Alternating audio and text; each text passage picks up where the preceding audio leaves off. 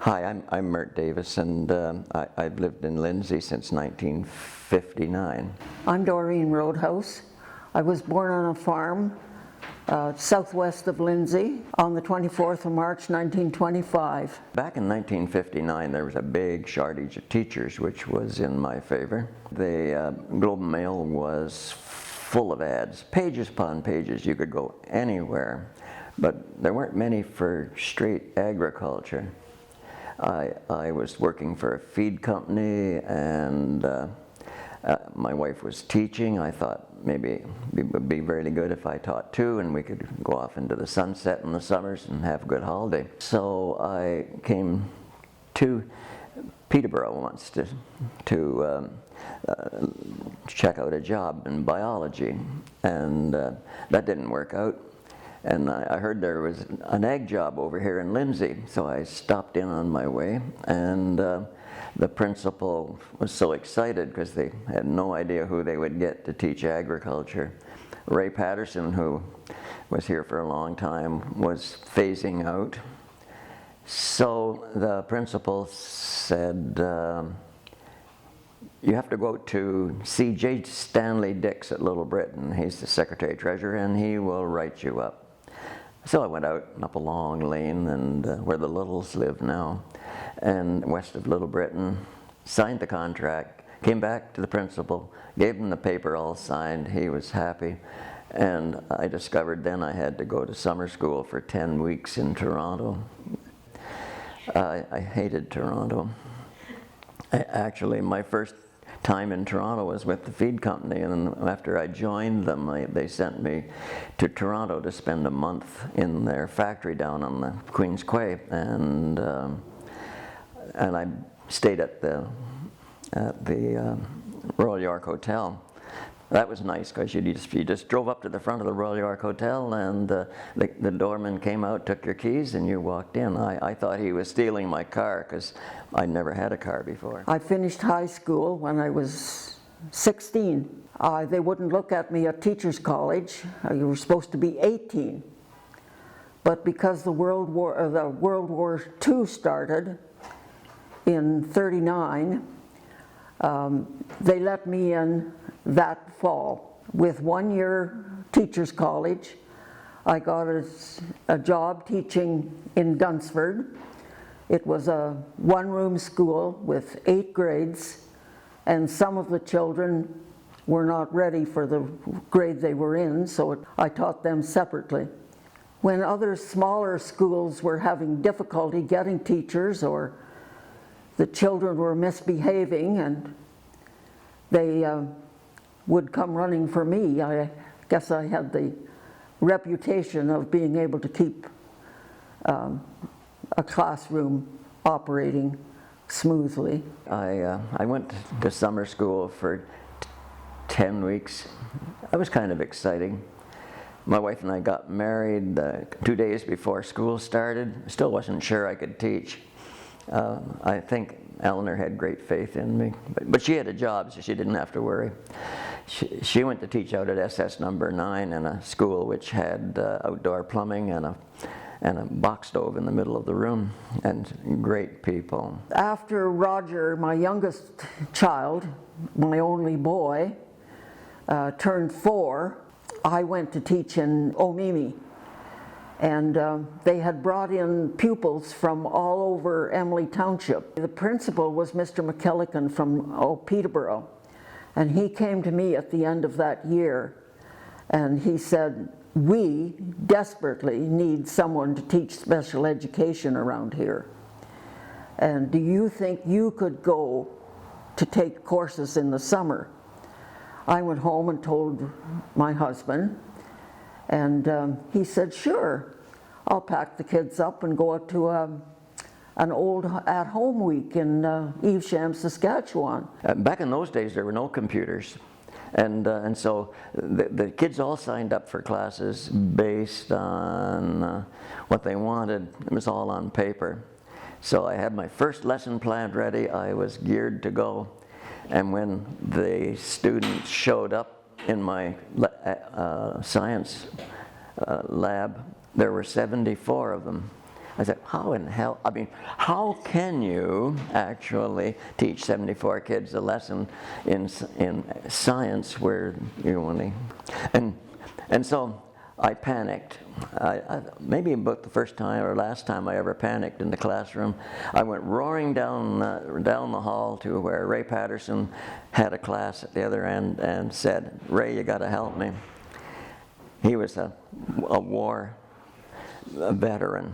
He ambled down the hall and he said, "Ever since the war, all I've ever done is amble." And so he said, "Slow down, they'll still be there when you get there."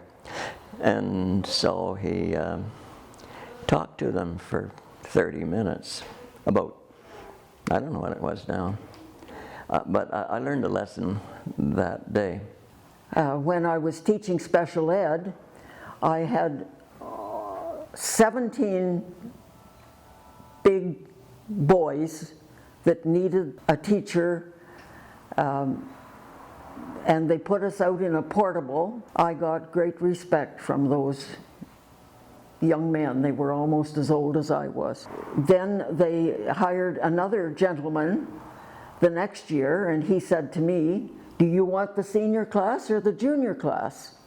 So I said, "It makes no difference to me, but you're the gentleman. I'll let you handle the older children." And we went on a lot of field trips together, things that we felt were educational at the level that the children would enjoy and learn at the same time. I spent 23 years, but after I had the junior special ed, I did resource withdrawal, which meant that if a pupil was coping very well, except maybe in one subject, those pupils were sent to me, maybe 3 or 4 at a time, and I taught the subject that those 3 or 4, 5 or 6 children needed most. Agriculture changed a lot after a year I was there. The Dominion provincial grants came out and they built additions onto high schools right across Ontario in the early 60s, and I got an ag lab with a big greenhouse on the roof, and I got all my exercise running up and down those stairs. I got a place to keep animals and chickens, and I had a sow give birth there. I set up a killing station for broiler chickens, and the kids ran them down the line and stuck their heads with knives to debrain them, and we took the feathers out, we wrapped them up and cryovac them. It was a pretty exciting time for me.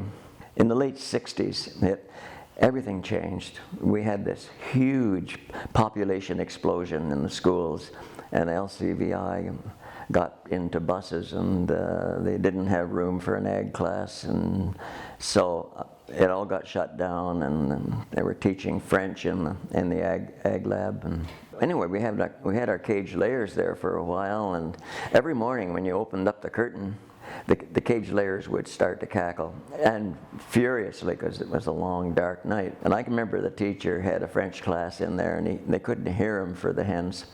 And he was pretty good about it, actually.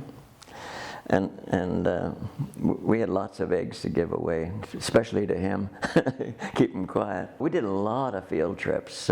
We went everywhere. Royal Winter Fair, we went to the stockyards, we went to OAC, we went to farms, we did soil tests. I keep in touch with a number of these people who went into these early classes in technical agriculture, even today, because all those people now are in their 60s and 70s, and it's hard to believe this is such a long time ago. I have one boy from my teaching days at Dunsford. He phones me on my birthday every year, and he said, "I know how old you are."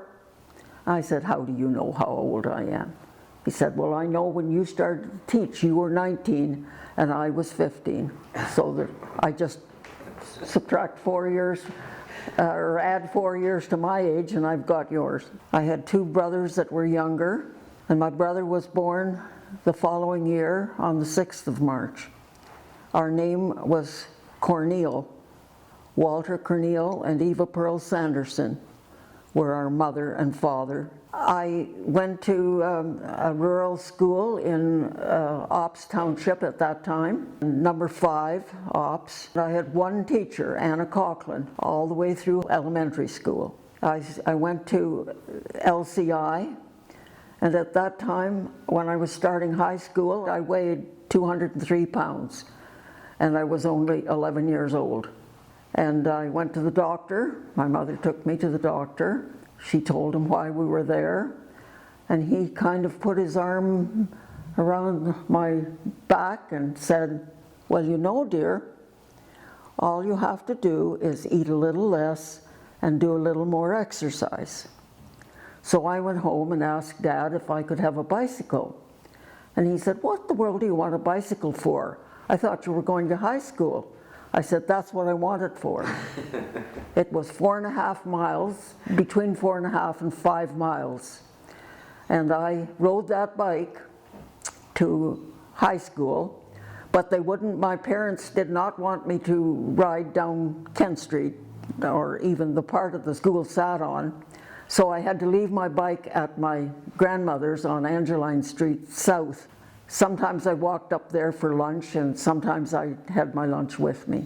A little later on, I happened to be president of the Lindsay Boys and Girls Kinsman Band for a couple of years. I was planning all the trips for the Kinsman Band for a few years, and one of the big trips we had, which my wife Eleanor will remember, was to the Apple Blossom Festival in Virginia, just outside Washington. And that March break, Bill and Yvonne Walden and Eleanor and I, we drove that trip, and I made up the travel plan for the Kinsman Band, blow by blow, day by hour for the whole trip. Down there, to keep the costs down, we were allowed to set up our cots in the fire hall, and I forget the name of that town where we were. Winchester. Pardon? Winchester. Winchester, Virginia, yes, in the fire hall. And we had a great big curtain across the middle of the fire hall, and the girls had one side and the boys had the other. And I remember Bill saying when we did the trip with the bus in the summer, that as we went along, he'd read the schedule that we put together, or I put together, and when we went by a certain thing, which would be interesting to look out the window and see, you could look at the notes, and there it was. We had the bus driver drive at a certain speed so that the travel log was in print, not in verbal.